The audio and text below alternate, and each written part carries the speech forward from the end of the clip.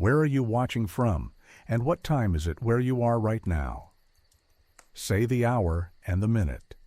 Now imagine a town where hours were honest, but pounds were not.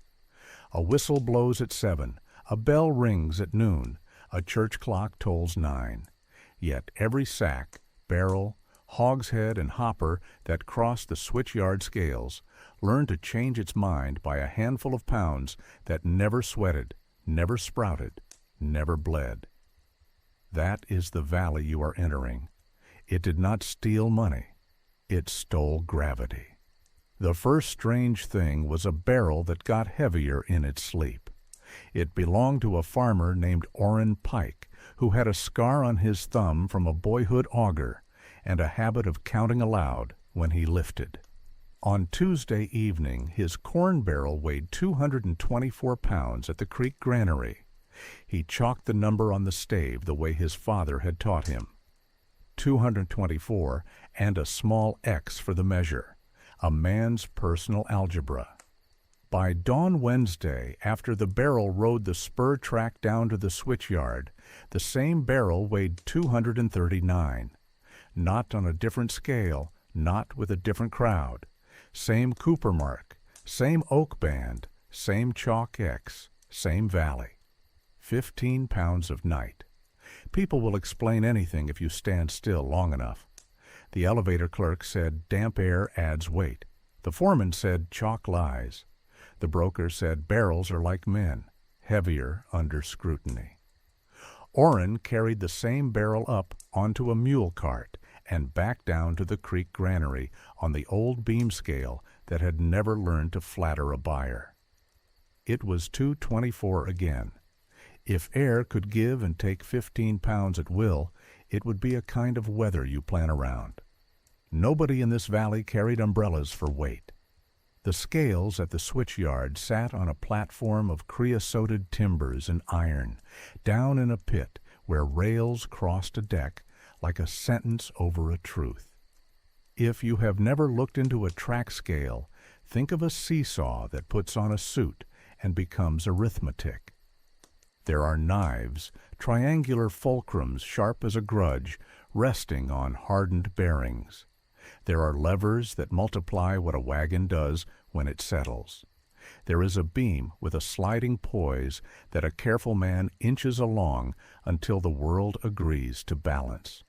When knives are true and bearings are clean and the beam reads what the load confesses, the figure that comes out the clerk's window is as honest as iron knows how to be. When knives are dressed down with a file, when a speck of emery lives where steel should glide, when a poise has been shaved and filled and painted the color of legitimacy, a pound becomes a suggestion. The man who watched that beam was named Asa Kepler. He kept a ledger that never smudged and a pencil knife that could make a point thin enough to split a complaint in half. He had a face like a handled bucket, sturdy, weathered, dependable until it was not. People trusted him because he had a talent for sounding bored when money changed sides. No one suspects a yawn. It took a certain kind of ear to hear the extra breaths his poise took when it slid past the small brass pins. A true poise clicks like a good lock. Asa's clicked and then breathed. A soft metallic sigh like a secret forgetting to keep itself. Ruth, who had taught the valley to count when paper forgot to, did not like sighing metal. She stood at the window while Orrin repeated his story and watched the sliders pause where there was no reason to pause. She asked Kepler how often the knives were dressed and who owned the set of certified test weights the rail agent was supposed to keep under lock. He said the knives were attended to seasonally and the weights were in the office safe. She asked to see the safe. He showed it to her with a smile that remembered other inspections. Inside, 4 iron weights sat like obedient dogs. 50, 50, 25, 20. Their handles were greasy with the kind of grease that belongs to hands that volunteer themselves exactly when witnesses arrive. A telegrapher named Blaine, who had taught the valley what a minute feels like, sent a wire to the state weights and measures office without nouns that could be offended. They sent back a day's worth of patience and a name. Inspector Talbot, arriving on Friday with a sealed stone and a law that says weight should be something you can touch with an untroubled heart. Until Friday, the valley kept lifting. Every story that holds a town by the throat begins quietly in a room nobody looks at. The Switchyard's quiet room was the scale pit, a cubby under the platform where a lantern's light becomes private. Linemen kept spare bolts there, and men who liked control kept other things. Orrin's nephew, Cal, had a habit of seeing what men stack where they think they are unseen. He crawled under to retrieve a dropped wrench and found a newspaper folded around a set of curious trinkets. Thin brass shims dressed like saints for a mechanical chapel, a stub of emery cloth, 2 small lead pellets wired to a cotter pin as if someone had given a teardrop the talent to weigh. On the beam, Cal saw a patch the color of authority, red oxide, the kind you brush on iron when you want another color to pretend it never existed. He touched it with the cautious disrespect a boy gives a fresh lie and felt a seam. Above, wagons creaked. Below, Cal pried gently at paint and found a plug 3 fingers long pressed into the beam where no plug should be. He whistled once, the short, sharp likeness of a bird that means come without questions. Ruth and Blaine and Orrin crouched around the hole while Asa Kepler lit a lantern and kept it far enough away that perhaps Truth would prefer darkness. The plug came out in Ruth's hands with an oily pop. It was bored through with a cavity just wide enough to accept lead pellets if a man wanted the beam to forget what 0 means. A theory is nothing until it moves a number. Blaine took keen certificates, the iron weights with their proud stamped numerals, and set them on the platform. 150, 125, 120. He slid the poise and watched it breathe. The beam read 197 for 195 set down. 2 pounds were somewhere between the beam and the ledger. He set the 50 alone, and the beam winked at 49 and something. Ruth cleaned the knife bearing with her skirt hem, where a varnish from more careful days had turned to a grit a dishonest hand would never bother to wipe. The poise adjusted itself as if embarrassed. It lowered its sigh. The beam found its honesty enough to blush. Orrin set his barrel. 234 for a thing the creek scale loved at 224. 10 pounds of suggestion remained like a polite guest that refuses to go home. You could fix everything right then with a fist and a wrench. But fixing without witnesses is how a new lie borrows the vocabulary of repair.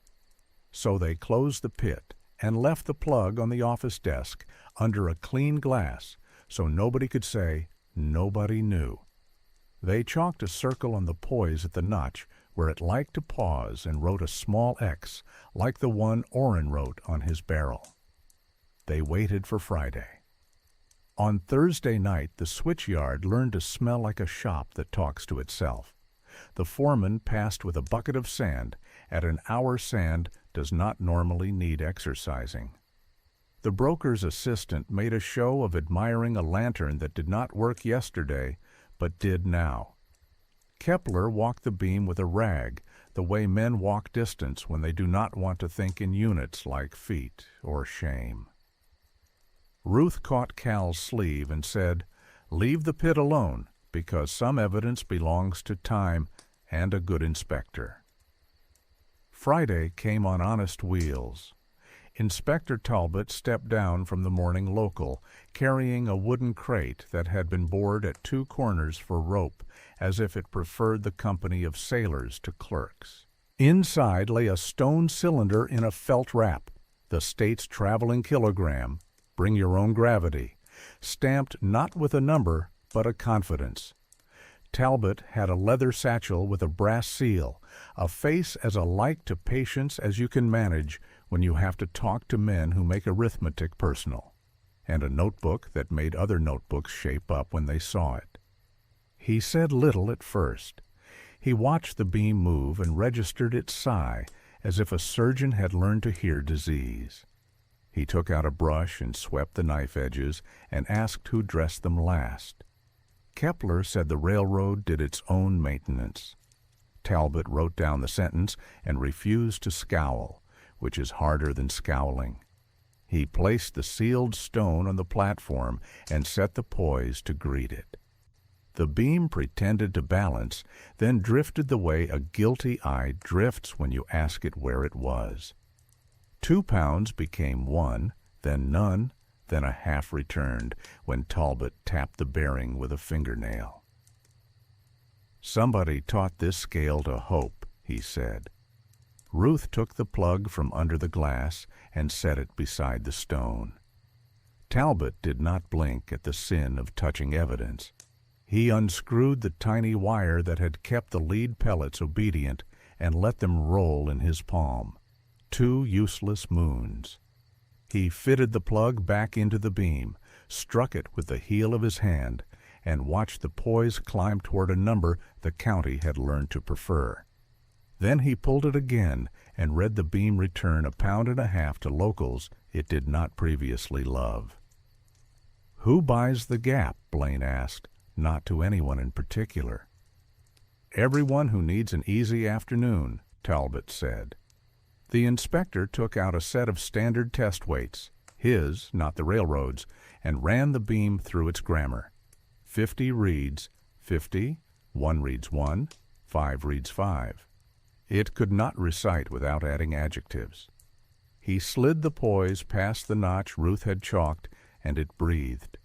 He stopped it 2 notches on, and it behaved. He stopped it at the mark again. Breath. "A beam can be taught to stutter where a certain sum lives," he said, "the way a man can learn to cough when a particular name is spoken." Kepler said the pit flooded in winter, bearings rusted, shims saved the day. Talbot said shims do not bring back pounds at night. Orrin said barrels do not drink air. Ruth said pencils learn to lie when livelihoods put a thumb on the point. The broker's assistant stepped forward with a smile that had been patted into place behind a door and said perhaps the valley preferred a round tally. Round tallies were easier to write and easier to reconcile and easier to insure. Talbot opened his satchel and removed a round seal with an eagle on it and set it on the desk between the plug and the stone. "Round is for seals," he said. "Weight is for edges." The experiment would have to be public. The inspector chose Saturday noon because habits are heaviest then. He sent for the school's bell. He told the foreman to bring 3 wagons, 1 of grain, 1 of scrap iron, 1 empty. He told Asa Kepler to stand where the lever's whisper could not choose his ear. He told Blaine to set the depot clock in the window and announce minutes to a boy with chalk, because every count needs a witness and a cousin. He told Orrin to bring the barrel with the chalk X, and he told Ruth to collect women from the porches, because men believe what women remember long after men stop being able to quote a ledger. Then he sat on the pit lip and wrote the names of the screws as if he meant to send them a letter later. You may think this is a story about a machine. It is not.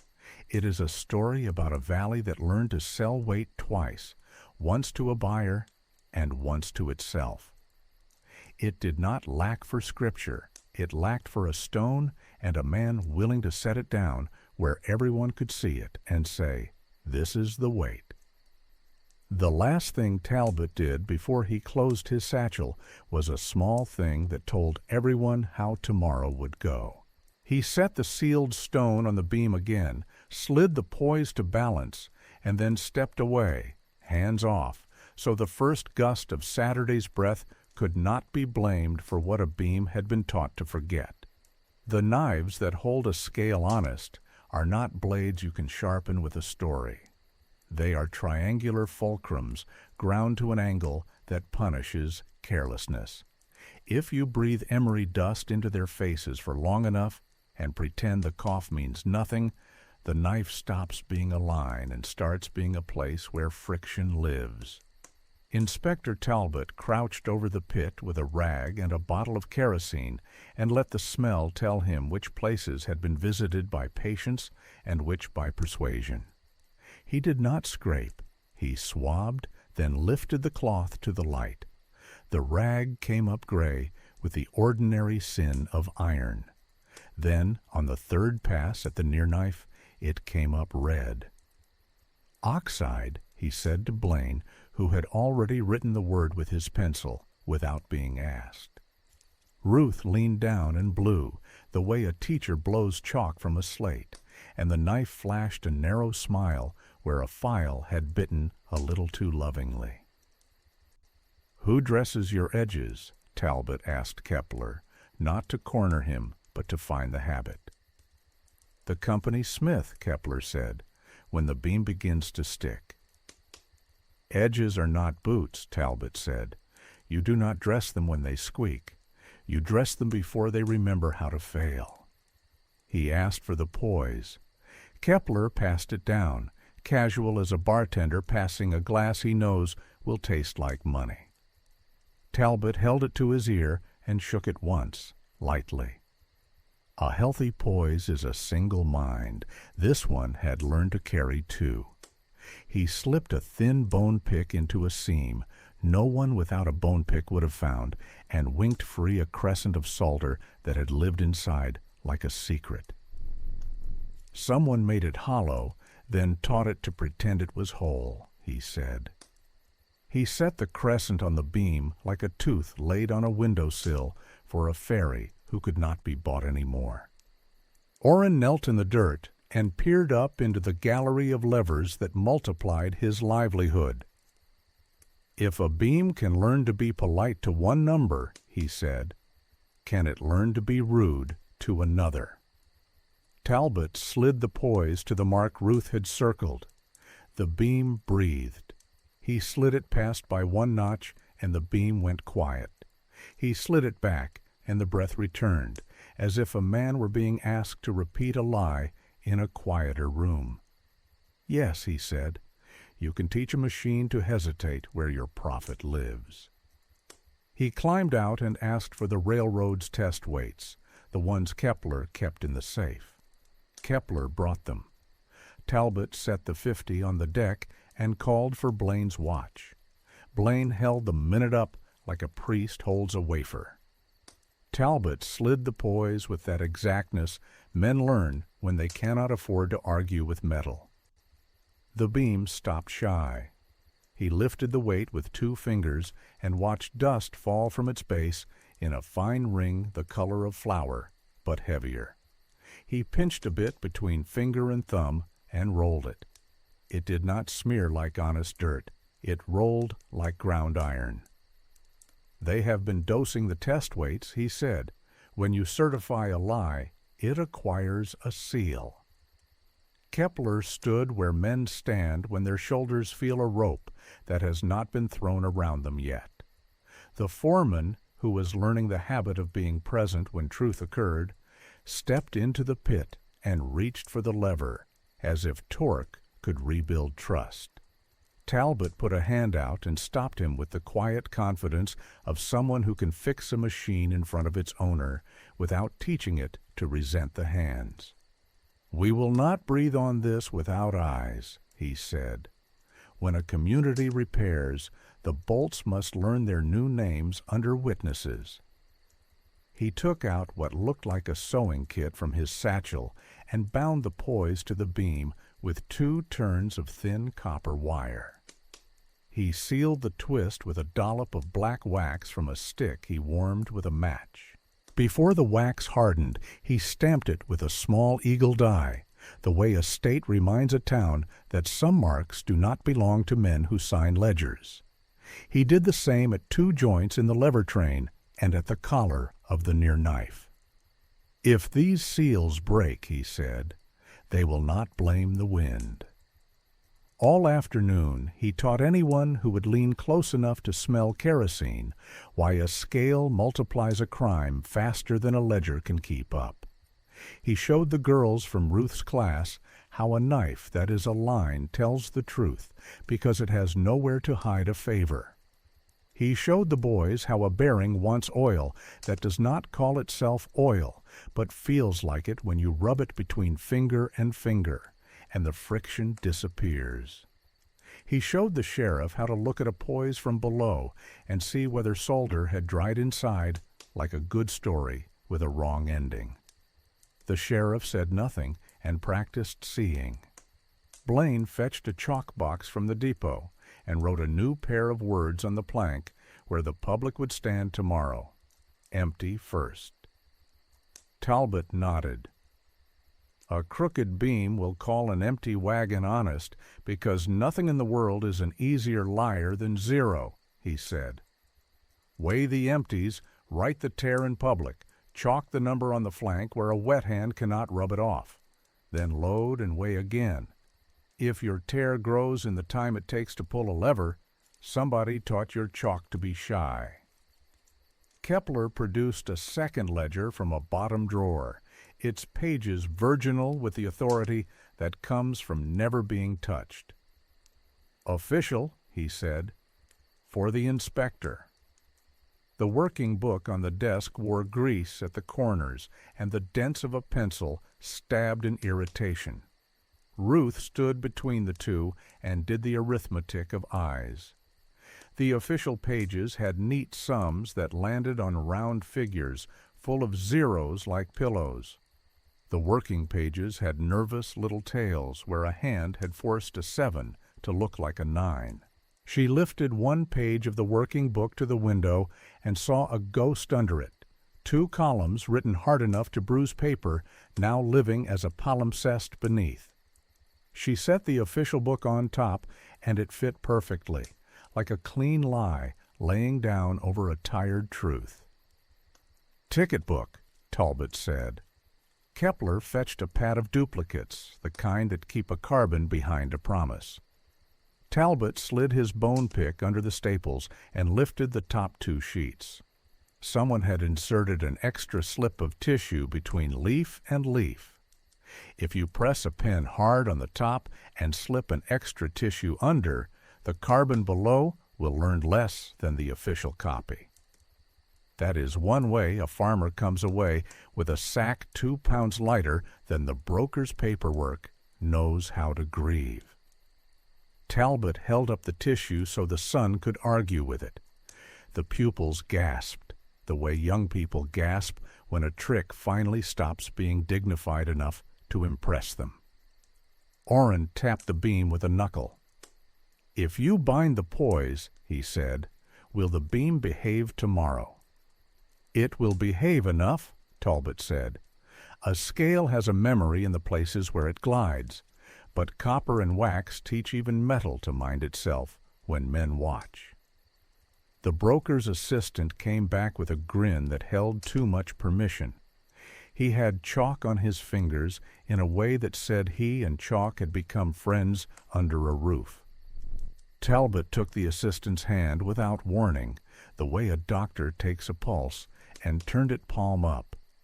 The chalk had cut itself fine into the lines where numbers go when a man does not wash.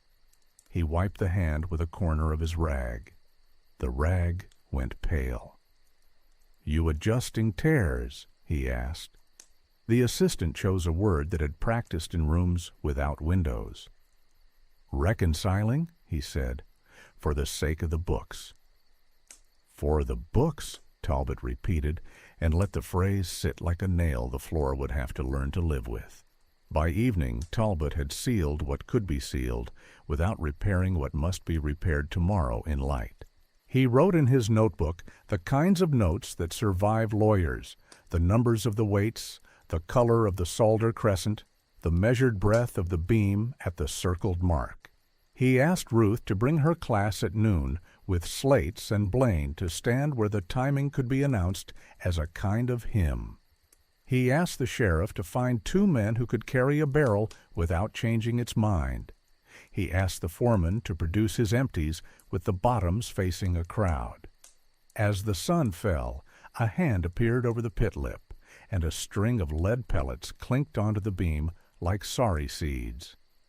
Kepler stood there, open as a cupboard, finally admitting it kept ajar where it should not. "Found in the bottom drawer," he said. "They roll." He did not ask to be thanked or forgiven. He looked at the pellets the way a dog looks at a bone it has been told not to touch, and is surprised to discover it does not want. "Leave them," Talbot said. "We will let them be present at their own funeral." Ruth hung a scrap of slate by the window with a nail and wrote the lesson like a chalk prayer. Weigh empty, mark tare, weigh loaded, speak weight, pay insight. The words were not elegant. They were good. Night put the yard into that particular quiet where iron makes its own weather. Men who had taught numbers to lean showed up in twos to admire the lanterns and discover there was nothing for them to adjust without confessing. A boy in a cap too big for him sat on the rail and counted stars, stopped at 20, and started again because 20 feels like a nice round number until someone teaches you to love the odd ones. Blaine wound the depot clock and set his brass lid timer on the sill for the pleasure of seeing the lid open at a minute he could name out loud. Orrin touched his barrel like a man touches a shoulder before a fight, and drew an X with clean chalk on clean stave, the way you forgive a thing you want to be better tomorrow.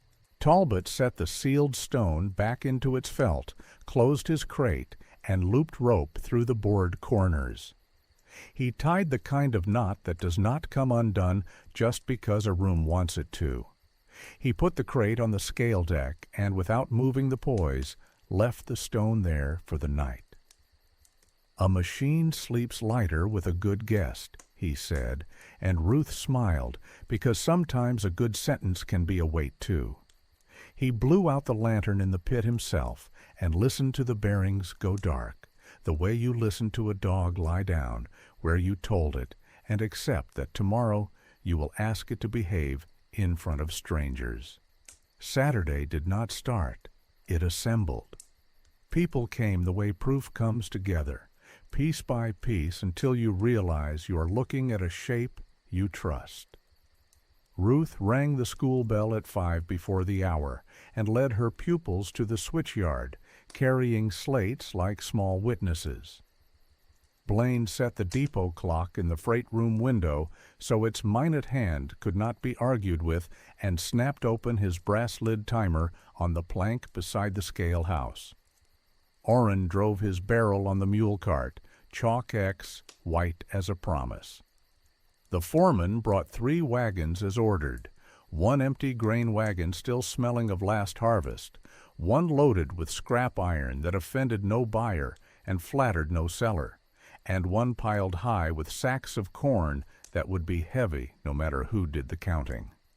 The sheriff arrived without speeches and with 2 deputies who could lift without turning their faces theatrical. Inspector Talbot put his crate on the deck, loosened the rope, and let the sealed stone sit on iron like a guest of honor who does not need a chair.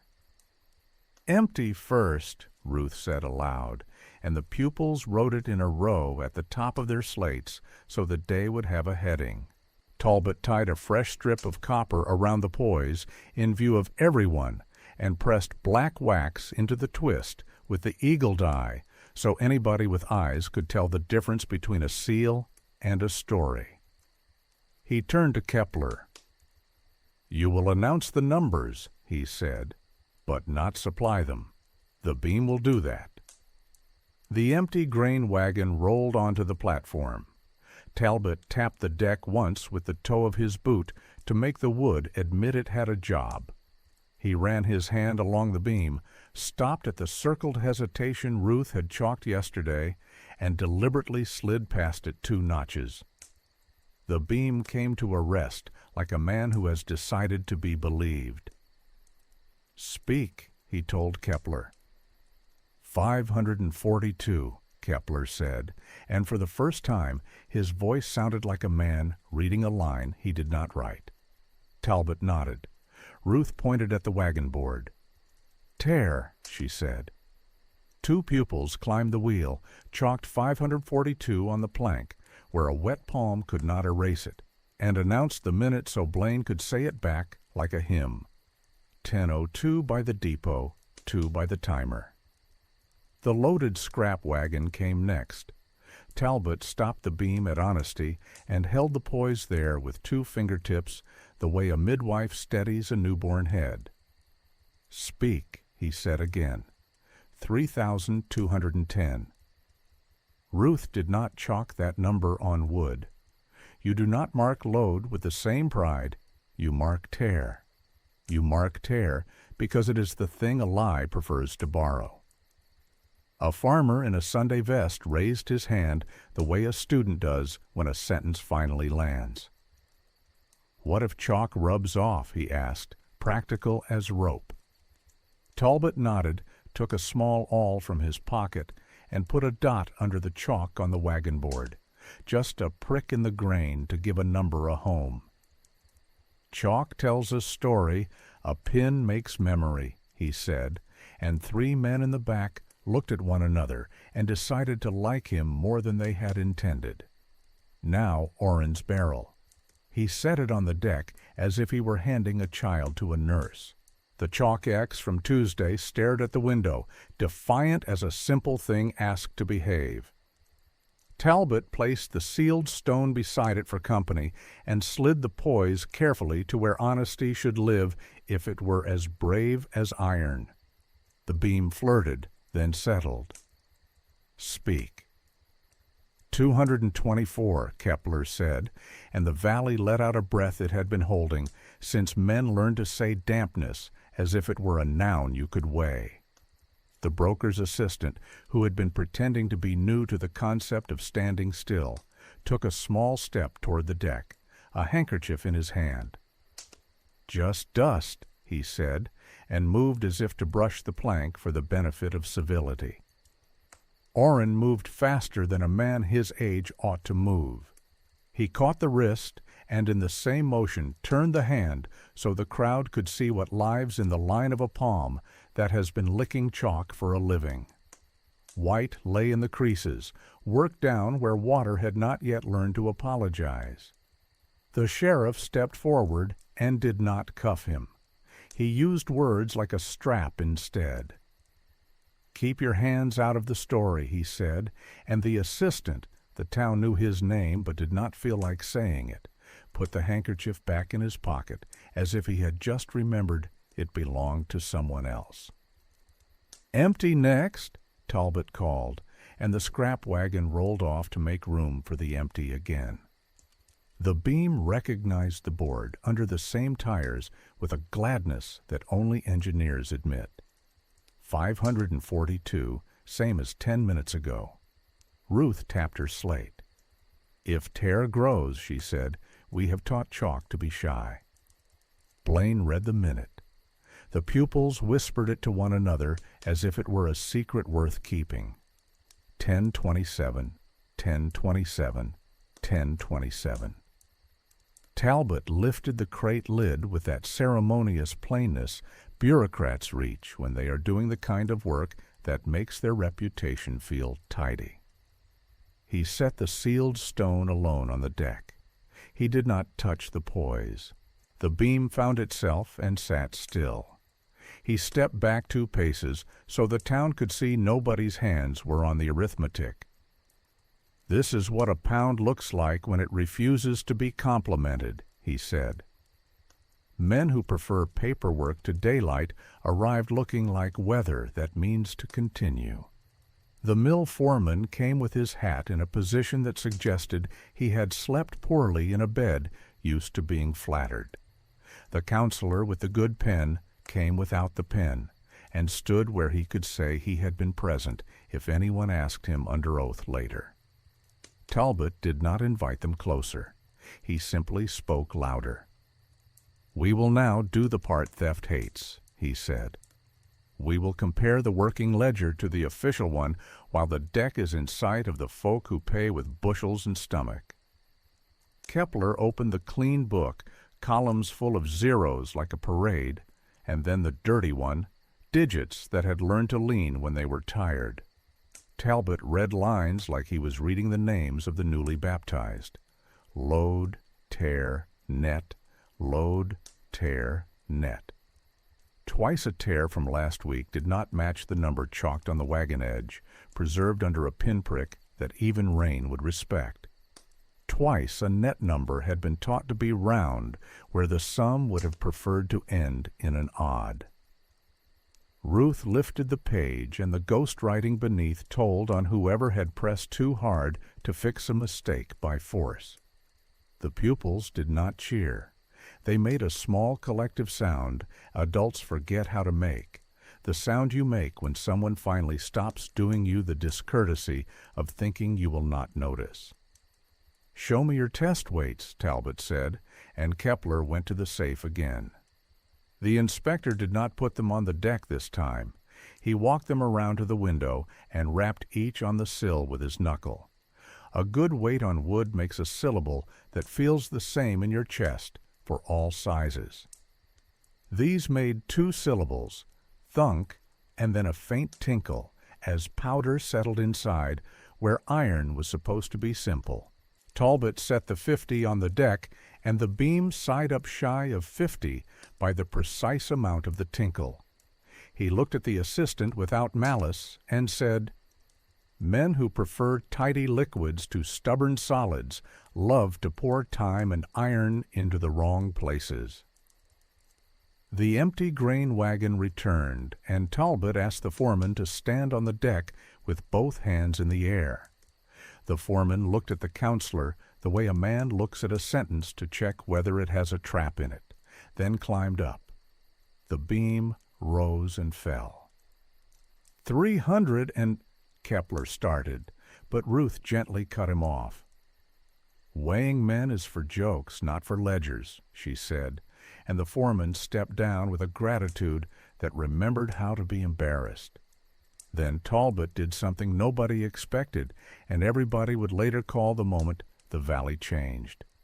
He asked the sheriff to bring out the sealed bag of lead pellets and set them on the deck as if they were a harvest worthy of sun. He poured them into Kepler's hand. "Feel them," he said. "That is what a pound becomes when a town is careful with its words, little useless moons." He tipped them into a tin pan and held the pan over a bucket until the last pellet said its name against metal. The sound was ridiculous, and it saved the afternoon from turning into a church. People laughed, not at a man, at a habit. "Now," Talbot said, "we repay weight the way we took it, in public, with arithmetic that has fingerprints." He called the names of 3 farmers whose tickets had been shaved by a sly tare. He chalked the shortfall on the plank and added it on his thumb and said the number out loud. The mill foreman counted coins into a bowl because paying with the company ledger would have turned repair back into paper. Ruth read each repay back so the mothers could remember it later if any ledger forgot. Blaine announced minutes at which coins moved so nobody could write later that they had flown in darkness. The sheriff signed his name under a line that read, "Returned weight," and did not abbreviate it. Halfway through the returns, the counselor with the good pen tried to offer a plan. Establish a committee, convene in private, reconcile books with professional dignity. The town that had been trained by phones and stamps to recognize a good sentence that intends to drink the hour smiled without teeth. Talbot said, "You can write dignity after you have paid," and turned his palm up for the next shortfall as if collecting shells at a river. One more test. Talbot asked the foreman to bring out a new empty wagon from the far shed, one no clerk had put a chalk hand to. He asked Kepler to set the beam to 0 and then step away without letting his fingers rest on the truth long enough to teach it a habit. The beam floated and settled. He asked 2 pupils to tie ribbon on the spokes and announced to the crowd, "If this tare grows on the way to the bin and back, it will not be chalk's fault today." The wagon rolled away, rolled back, rolled on, rolled off. The number did not change. The pupils looked at the ribbon the way you look at a flag that has decided to keep its color. When it ended, it did not end with a speech. It ended with a boy asking if he could touch the sealed stone. Talbot said yes with 2 fingers, like you touch a thing that keeps you from saying sorry when you do not have to. The boy touched it and blinked as if he had expected warmth and found cool instead. "It feels like it will not move," he said. Ruth said, "That is the point." And the sheriff smiled, because sometimes a definition you can carry in your pocket is worth more than a fine. Talbot wired the district with nouns and minutes. Kepler closed the ledger that had decided to keep better company. The foreman walked away with his hat in his hands instead of on his head. Orrin lifted his barrel, and it weighed nothing his back did not recognize. Blaine shut his timer, and the lid clicked like a small gate that had learned to latch. The pellets sat in the tin pan for anyone who wanted to hear the sound of a light pound pretending to be many. The beam stopped breathing at the circled mark because nobody thought to teach it to lie while a town watched. By Sunday, the yard looked like a room that had cleaned itself to avoid being told to. The sealed stone rode back to the depot safe with a kind of quiet that made men lower their voices near it. The beam, bound in copper and wax, wore its little black eagles like fresh stitches. And yet, every person who had ever profited from coy arithmetic understood a simple thing about stitches.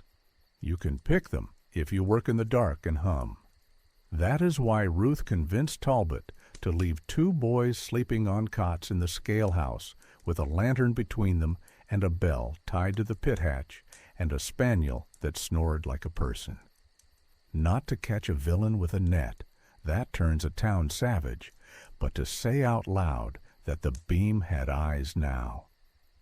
Before the sun, a hand tried the hatch. The bell tugged and answered, not loud, just earnest. The spaniel woke and forgot to bark because it loved people. The boys did not forget. They sat up and pulled the lantern toward the edge and saw fingers they knew disappear. They did not chase because they had been taught better than to run toward a man who believed the dark owed him favors. They woke the sheriff with the care a good messenger gives a bad message. He did not chase either. He waited in the yard with his hat off until light and witnesses arrived, and then opened the pit hatch with his hands where everyone could see if he broke a seal. He did not break one. Copper winked. Black wax kept its teeth marks. The knives wore nothing new but clean. Men who had learned to stand apart stepped closer so they would not be mistaken for men who preferred hatches. Talbot did something that made opponents underestimate him. He got boring. He unpacked his small files and stones and redressed the knives by degrees, counting strokes aloud, so any ambition that had learned to count could hear there was no extra stroke hiding inside his patience. He cleaned bearings until the rag stopped arguing. He oiled where oil belonged and nowhere else. He opened the poise where the solder had once lived and left it open on the desk, a cavity that made its own testimony. He reset the beam against his traveling 50, then his 25, then the sealed stone, and let each rest long enough that anyone who wanted to see whether honesty had a drift could discover that it prefers to sit. Then he left the scale house and walked to the elevator office, where the tall board of chalk deliveries hung like a professor who loves his own notes. He asked for all the duplicate tickets, the original and the carbon, and he flipped them in pairs the way a man shuffles cards he intends to play fairly. Where tissue had once been slipped between sheets to starve the carbon, the pad now sat thin as truth. He pointed to the older stubs. These meant more than any arrest would, and asked the clerk to read aloud numbers that had always been muttered. The clerk read and misread and found his jaw getting tired, which was useful. Kepler stood with his pencil like a penitent and corrected himself 3 times in public in a voice that stopped sounding like furniture and started sounding like a man. The broker's assistant arrived with his hands clean, which is also useful when the last time anyone saw them, the lines were white with chalk. He stood where he could be seen and tried to make a face that fit the day. Sometimes a man's face learns its new job in a morning. Blaine brought the clean book and the dirty book outside and set both on a crate in the wind. Pages turned themselves. The paper that had learned to be smooth fought the breeze worse than the paper that had endured hands. Ruth had the pupils bring pins and string, and she tacked a sheet of butcher paper to the wall of the scale house and drew a simple grid: date, wagon, tare yard, tare creek, net paid, net owed. They filled it like laundry, not art. When a line balanced, she put a small straight check to the right and told the boy with the slate to read the minute so the grid belonged to time, not just to ink. When it did not, she put a square. The board learned to look like a calendar that had stopped lying. A widow in a plain dress saw her late husband's name in a square and did not cry. She put her hand on the wood and said, "I will take we owed and feed, so the mule does not learn my temper." The foreman nodded like a man with a ledger he did not want to open in public, and said, "Yes, ma'am, this afternoon." At midday, Talbot took the sealed stone back out into the sun because tools like to see what they repair. He set it on the deck beside a new set of state weights that had arrived by special pouch in the hands of Mr. Dorr, who had come from the RPO car with the authority that riding steel grants. The weights glittered like polite arguments. He put them on the beam in combinations to make the numbers the yard loved to see on paper: 500, 1,000, 1,500, tidy as pillows. The beam hit each without breath. Then he made ugly sums: 507, 719, 963. The beam, relieved, told the truth about the ugly. There is something about watching a thing love the odd numbers that allows a town to forgive the even. Men who had liked round totals for the way they sit on a line like soldiers found themselves liking the broken troops that looked like actual corn. The sheriff, who had said little all morning, asked the question men with new habits are allowed. How did this start? Talbot said, with a shim slipped in to stave off repair until Tuesday, and then another shim, and then a night a poise stopped where it had no reason to, and someone liked the net. Ruth said, with a boy who returned a barrel light and a clerk who learned he could add courtesy without calling it theft. The broker's assistant said, with poor prices. Oren said, with a thumb on a pencil. Kepler said, with me not asking a man with a file to show me where he intended to stop. The foreman said nothing in a way that explained more than his men would have dared to. They ate standing up, bread from the junction wife who believed maps and coffee from a pot that tasted like filing cabinets. While they chewed, Talbot asked Dor to bring down his postal scale, the little one with the long needle, and they put a penny on it and watched it quiver and sit. "You calibrate big truth with small truth sometimes," he said, and Ruth liked that sentence enough to write it in the corner of the butcher paper like a psalm. A boy asked if you could fix a lie without breaking it first. Talbot said you fix it by letting the room learn what the machine learned, and then the lie cannot live in the same humidity. By late afternoon, the board of squares and checks had turned into a list with numbers on it that would have made the counselor with the good pen smile if he had not been losing a hobby. Talbot did not choose to press charges that day. He chose something heavier. He asked the foreman to read out loud the totals of weight owed, name by name. He asked Kepler to put the money not in envelopes, but in bowls, and place the bowls on the deck so people could take what belonged without feeling like a petition. He asked the sheriff to stand not at the money, but at the hatch. He asked Blaine to announce minutes again. He asked Ruth to let the children call the names, because a valley remembers a debt better when it hears its own small people speak it.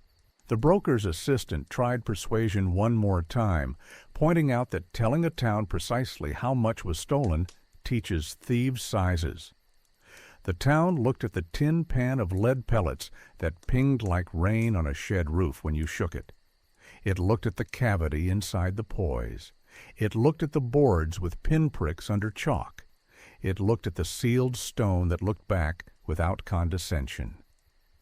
The argument died on its way out of his mouth because two kinds of measurements were now walking around. Kepler took off his cap and found that his hair had learned to be honest. He said he had loved the sound a beam makes when it settles so much that he had forgotten to notice where he had been pushing with his wrists. He handed the bone pick back to Talbot. Talbot tucked it away like a surgeon puts away a needle at the end of a long repair. Orrin lifted his barrel and grunted with satisfaction and said the weight felt like work again, not like negotiation. The widow took feed by the sack and did not say thank you because gratitude is for gifts. This was a correction. Ruth wrapped the butcher paper board in twine and tied it to the scale house wall so the wind could read it all week.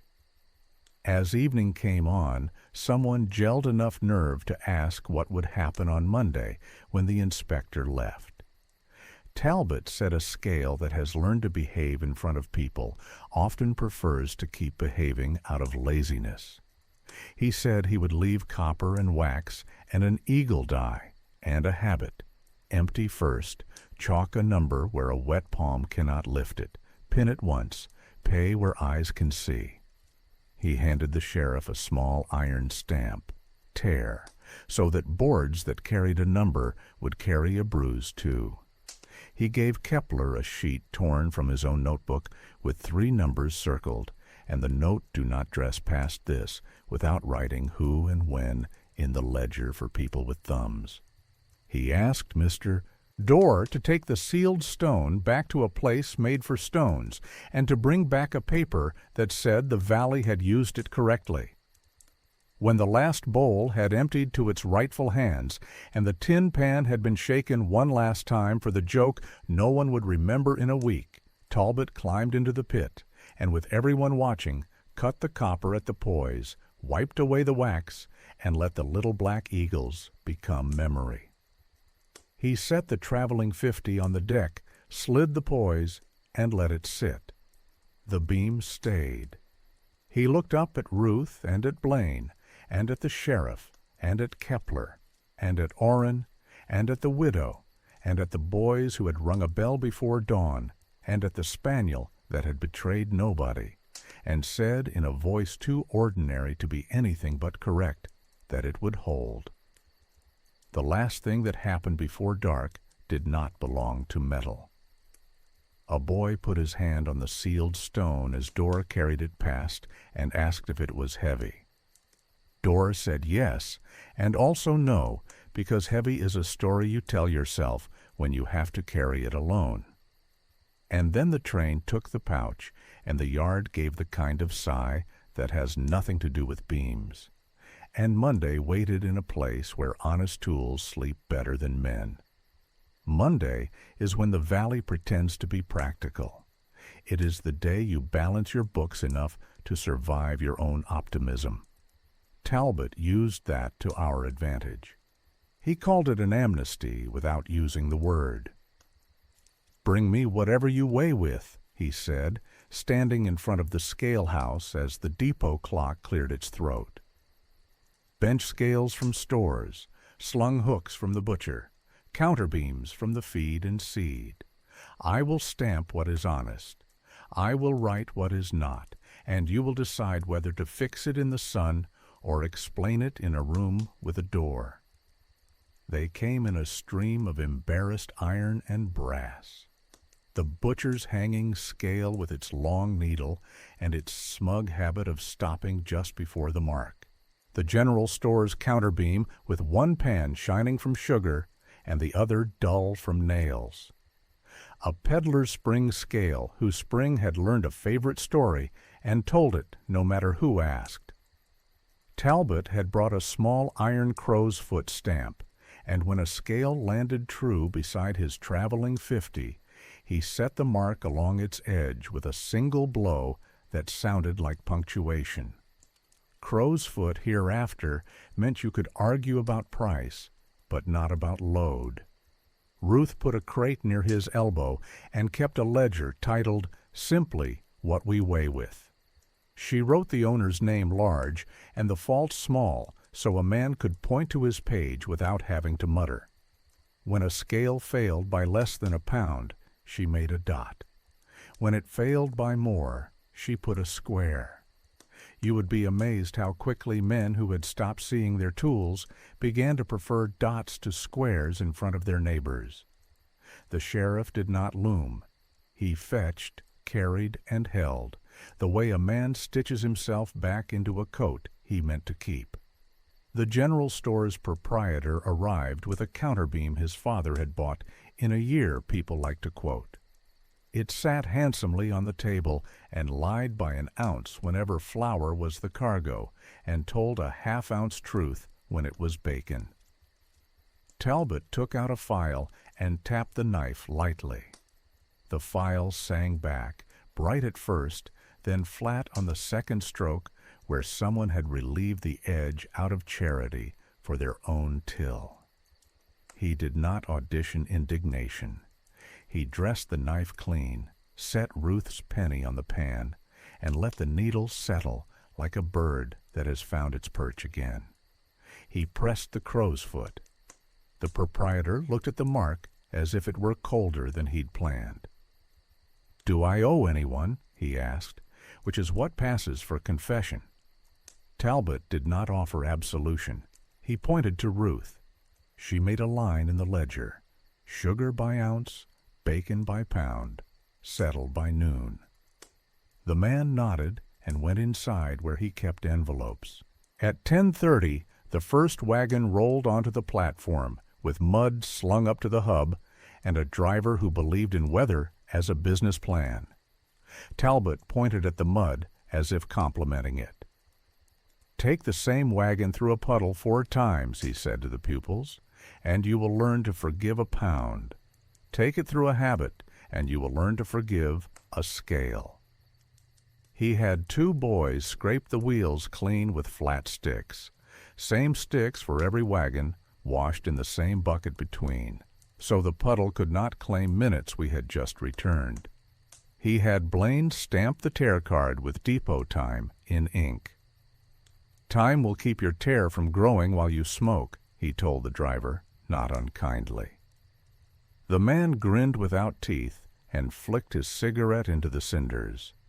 The mill foreman arrived hatless this time, with his payroll clerk in tow, and a willingness to let sums travel where people could see their feet. Talbot kept him standing while Ruth read out 3 names from yesterday's board that still carried squares. The foreman counted coins into bowls again, quieter today. When he reached the name of the widow who had asked for feed, he lifted his eyes to find her in the crowd. "This for feed," he said, and she shook her head. "This for a winter your men will not ask me about," she answered, and he let the coins sit as if they might misbehave on their way to her hand if he hurried them. And then came a trick with real teeth. A farmer named Jarvis, who had been loud yesterday about theft on principle, showed up with sacks of oats whose seams had been resewn by a hand that leaned too hard. The sacks weighed honest on the creek scale, but coy on the yard. His tarps were clean, his humor sour, his eyes too busy. Talbot did not accuse.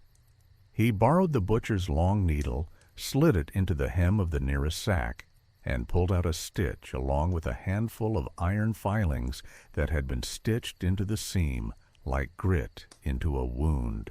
It is an old trick, older than men who think it is new. Make the seam heavy for the buyer.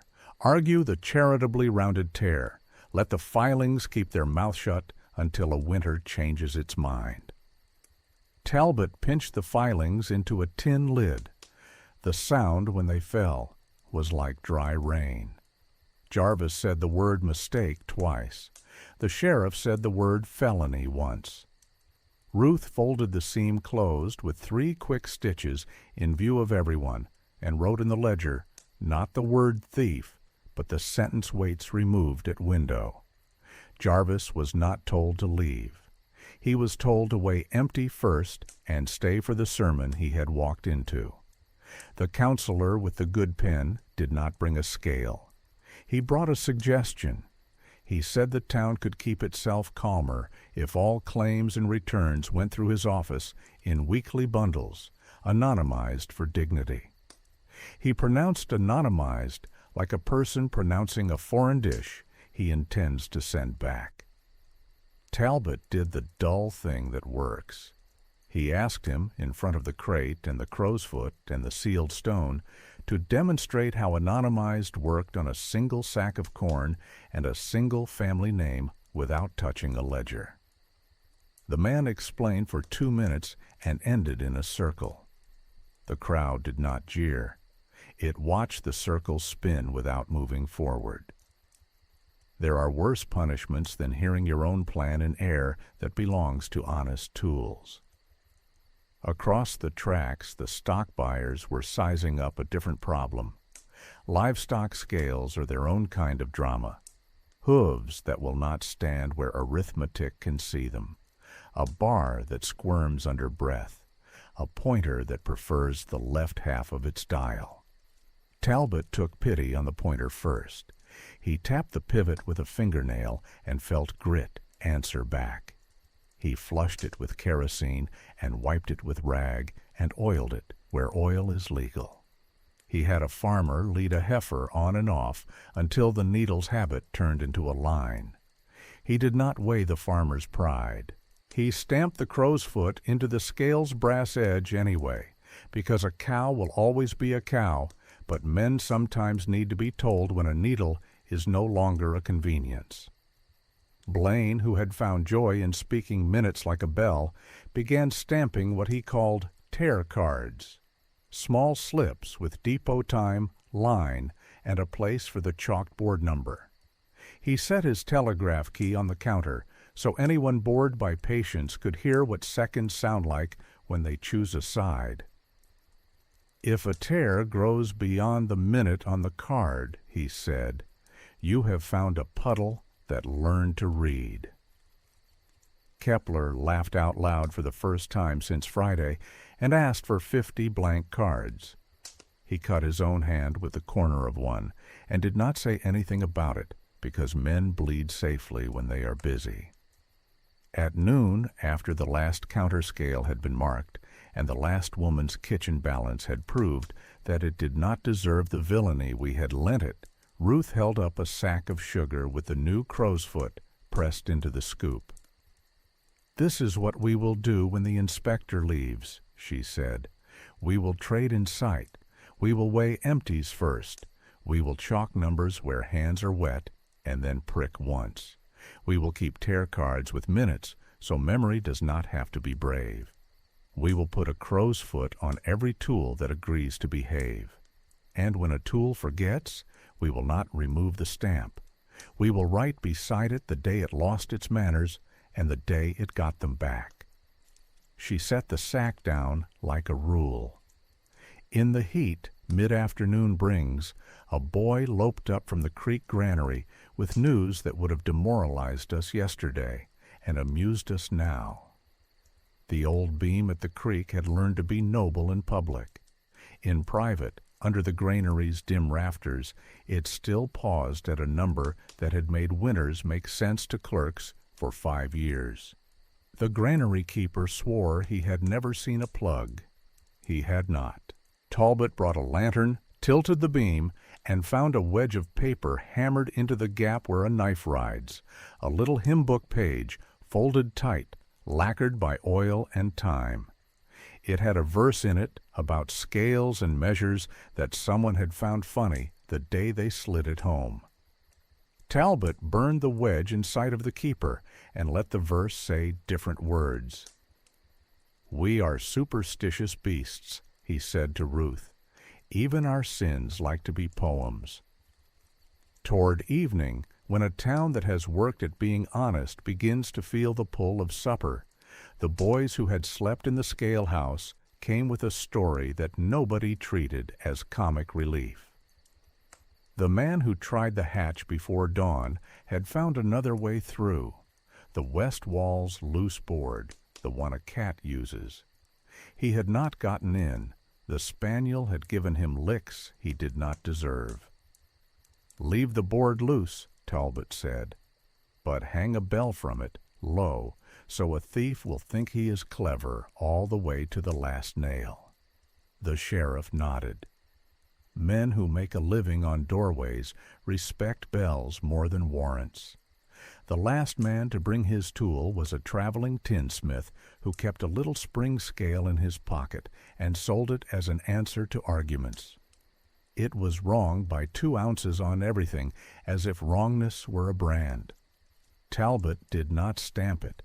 He bought it with his own money and set it on the counter with a card that read, "This tool tells the same lie every day." People touched it with the same curiosity you give a snake in a jar. Truth needs exhibits the way museums do. It keeps better that way. As the sun lowered, Mr. Dorr came from the eastbound with a blue envelope stamped in a hand that did not practice forgiveness. It was from the district office. He handed it to Talbot without ceremony. Talbot opened it and read aloud, because that is what keeps towns from treating mail like rumor. The letter was short. It said the stone had returned unchipped, the seals unbroken, the figures in Talbot's hand clear. It commended the valley for permitting boredom to do its work in public. It said the crow's foot mark was recognized and would be recognized along the rail. It said in the sentence, a county remembers that quarterly inspection would become the law of this line. Dorr smiled with his whole face for the first time that week, which made him look young and then exactly his age. We closed the day with one more quiet humiliation that had the decency to be useful. The counselor with the good pen, who had made a career out of elegant delays, came back without his pen and with a wrapped package that contained the counter die he had used at his office door to emboss what had not happened. He said he wanted to be finished with feeling clever about small metal. Talbot did not take it. He had no authority over embossed courtesy. Ruth did not take it. She did not want it near children. The sheriff took it and set it in the skeleton drawer we had adopted from the post office, now an exhibit for bad ideas. He pinned a card to it. This face was bored. When the depot clock took a minute, it had earned, and the yard breathed like iron that has found its bed. Talbot packed his crow's foot and his bone pick and his traveling weights. He left us the habit and the stamp on a string and a page copied in Kepler's hand that said, "Weigh empty, mark tare, weigh loaded, speak weight, pay in sight." He left the sealed stone's impression on the valley's manners. He left the tin pan of lead pellets for boys to shake when they forgot what a pound should never become. He took the filings from Jarvis's seams to a place where metals are ashamed. On his way to the platform, he paused where the sealed stone had spent the night and pressed his palm to the deck. "You are merely wood," he told it, "which is a kind of blessing." The spaniel lay down on his boot. Orrin touched the barrel stave with the X, and it sounded like work. Blaine closed his brass-lid timer and did not open it because some minutes do not need announcing once a week has taught them how to behave. And Ruth, who had been writing the words of the week on boards and paper and the air itself, put down her chalk so her hand could rest and her mouth could taste the same sentence she had taught to children. A scale is only a promise. The people around it make it true. By Tuesday, the valley had learned a new superstition. You could hear honesty if you stood in the right place. It was not mystical. It was mechanical. It lived in the sound a beam made when it settled without being coaxed, in the way a pointer stopped trembling as if a hand had decided to leave the room. In the soft clack, a crow's foot stamp gave a tool when it agreed to belong to daylight. People began to stand in doorways and listen. They did it at the switchyard and at the creek granary and at kitchen tables where a pan balance weighed flour for bread and, on a dare, the wedding ring next to it. There are worse fashions a town can adopt than listening to its own tools. Talbot took the morning local, but he did not take the habit. Habit stayed. The sheriff walked the yard at dawn with a thermos and no headlines, tapped the west wall's loose board so the bell made its apology, and left it loose on purpose. Kepler came early and put the counterbook on the window ledge instead of the desk so eyes could graze it. He hung a small card above the beam, written in his newly human hand, "Weigh empty first." He cleared the bottom drawer of the last soft treacheries, a spool of thin salter, the extra tissue leaves, and handed them to Ruth, who tied them into a parcel with twine and wrote across it "Museum," so nobody would be tempted to use them for repairs and call it thrift. Blaine did the kind of work that never looks heroic until the month ends, and nobody can remember when a lie last took an hour. He built a rhythm. He cut a fresh stack of tare cards in the freight room, stamped the depot minute on the top 3 for demonstration, and left the telegraph key on the windowsill so seconds could remind themselves what they were for. He taught the messenger boy to say the time out loud every time he carried a card from the window to a wagon board and back. "If you have to speak it," he said, "you will notice when it changes shape." The boy began to like minutes as if they were small animals that would hop away if you did not keep your hand still. Ruth took boredom on purpose. She turned the butcher paper ledger into 6 smaller boards and nailed them at eye level in 6 places: scale house, granary, general store, boarding house, school, depot. Each had the same 5 lines burned into its wood with a hot nail. Weigh empty, mark tare, weigh loaded, speak weight, pay in sight. She wrote names and numbers in pencil the first day, then in ink when it turned out nobody wanted to rub them off anymore.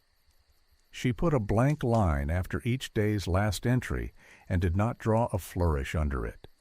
Flourishes make a room theatrical. Lines make it steady. For 2 days the valley obeyed like a patient who has frightened himself into good behavior. On the 3rd day the habit proved itself. Mid-morning a farmer hauled a wagon through a puddle large enough to require a more honest prayer than he had handy. Mud packed itself behind the hub like a second wheel. The beam groaned up half a pound for free. The driver shrugged in the old way, ready to call it weather. The messenger boy lifted his little stick, washed it in the bucket, and scraped the hub in 3 clean strokes the way Talbot had shown him. He tapped the board where the pinprick lived under yesterday's chalk. "You have a tare," he said gently, like he was reminding a man of his own middle name. The beam let go of the free pound with a sound you would miss if you were not listening for relief. There were stumbles. A tinsmith borrowed the traveling lyre, the 2-ounce spring scale Talbot had bought and labeled, and used it to prove to himself that pickles weighed less when a woman bought them. He brought it to the window and grinned because he thought he had been clever with a joke. Kepler did not smile. He stamped the lyre with the crow's foot, turned sideways, and wrote beneath it, "This stamp is for memory, not permission." They hung the scale next to the cracked back stamp ring from the previous week's case. The skeleton drawer had become a cabinet. Bad ideas stood under glass and forgot how to strut. Jarvis, who had stitched filings into his oats, came back with sacks whose seams now held nothing but thread and an attitude. He set his jaw like a man who believes contrition is an emotion other people should clap for. Ruth waved no banners. She weighed empty first, pricked the board, watched the needle sit, and wrote 2 words beside his name in the day's column. "Behaved today." When he left, the messenger boy asked why she had not written, "returned" or "forgiven." "Because people are not invoices," she said. "They are calendars. We make marks on days." The counselor with the good pen tried quiet for 48 hours, then came around with a different proposal. Publish a weekly bulletin with all weights and tares summarized so donors could admire transparency without having to look at people. Ruth considered it because transparency does not always have to be an enemy. She said yes with 2 conditions. First, that the bulletin print broken numbers, not round ones, even when the total is handsome. Second, that each line carry the minute the card was stamped and the word at door if a door had spoken for it. The counselor paused at the phrase at door as if the idea did not wish to share a column with arithmetic. Then he nodded. His pen, when it returned, wrote less beautifully and more legibly. And then came the one thing everyone had expected and nobody wanted to host: a stranger with a cheaper trick. He arrived from downriver with a wagon painted a red that made children point and men distrust. He offered to buy corn at a nickel premium cash on delivery. But only, he said, on his own scale, a jaunty spring affair bolted to an oak plank that had seen more varnish than weather. The pointer loved symmetry too much. It landed on halves and quarters like a drunk returning to his favorite stool. "Crow's foot," he said, tapping the edge with a fingernail as if it had a stamp worth showing. It did. It was his own mark, neat and private. The yard did not shout him down. It did something worse. It asked him to weigh empty first in sight of the beam. He refused. His business could not be delayed by ceremonies. Blaine flipped his timer lid and did nothing else. The sound of it opening was louder than a polite refusal. The stranger tried a different shape for his smile. He suggested a compromise involving a handshake being the ancient metric of a man who doesn't like rulers. The sheriff shook his head and pointed at the deck. Orrin stepped forward with his barrel and chalk X and set it on the stranger's plank. The pointer found a weight that had never met work. The beam found 224. The day chose the beam.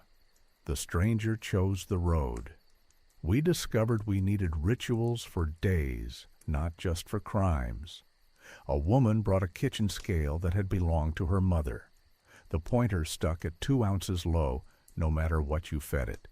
She did not want the crow's foot on its edge. She wanted her mother's name to remain the only mark. Ruth looked at the stamp, at the woman's hands, at the way grief sits in a room without making a scene. "Then we will stamp the card that hangs over it," she said. "The scale can keep its face. The room will carry the mark." They stamped a card and thumbtacked it to the shelf, trued and verified by copper and wax. The woman smiled with her mouth and with the part of her that keeps family measurements on the wall. School joined the ritual without being told. Children began to bring small things for weighing in the brief space between sums and spelling. Stones for marbles, apples for lunch, once a toad for curiosity. Ruth let 'em, under one rule. If you weigh a thing, you write its number, and you write the minute, and you write whether it wriggled. The toad wriggled. The children learned that writing wriggled makes a number not a lie, but a story, and that is sometimes the difference a town needs most. On Thursday, Blaine wired east for a set of little brass tags shaped like petals. When they arrived, he stamped them with the depot minute and the word tare, and drilled a tiny hole in each. Kepler tied 2 to the boards of wagons that did not come often. "So your number has a voice when you are away from ours," he said. The tags caught sun and made the yard look confident, a bouquet of small proofs nodding at the wind. The foreman tried dignity again and managed a kind of it. He came with gloves in his belt and thanked nobody for patience. He asked if the yard would accept a standing hour, Thursdays at 4, when the company would settle any complaint about the previous week's weights in bowls, not promises. Ruth agreed because a ritual deserves a time to visit. She wrote it on the school board where children could read it to their fathers if the men pretended they had forgotten. We did not become pure. A boy pinched 2 crow's foot tags because they were bright. He brought them back after his mother asked where the brightness had come from. The sheriff pinned the tags back in place and wrote in the ledger, "Bright returned." Kepler caught his pencil drifting round again toward a 9, where a 7 had landed. He stopped his hand and underlined the 7 twice, scolded himself, and left it to be seen because shame is cheaper in daylight. The messenger boy started to enjoy saying minutes too loudly. Ruth took him aside and said quiet counts better. He began to whisper them with pride. On Friday, a parcel came for Ada Hart from the district, forwarded along the line by Mr. Dorr, with a note that winked at us from the corner. It contained a brass die, not a face, not a temptation, a stamp head engraved with 2 words and a date. Public tare. Below, a blank where a month could be set by slugs you had to ask for. Ruth set it on the counter beside the cracked ring and the lyre spring scale and the private embossing die the counselor had abandoned.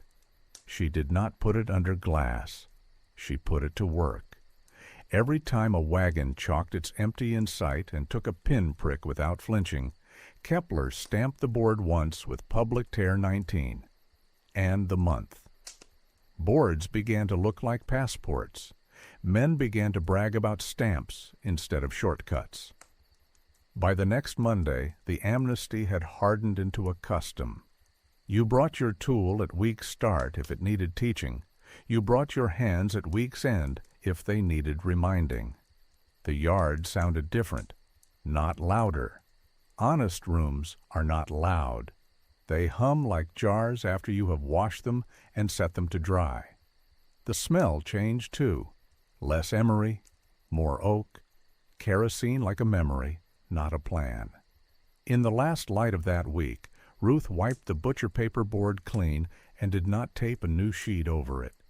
She picked up a small brush and wrote the 5 lines in paint on the scale house wall so they would not need renewing every rain.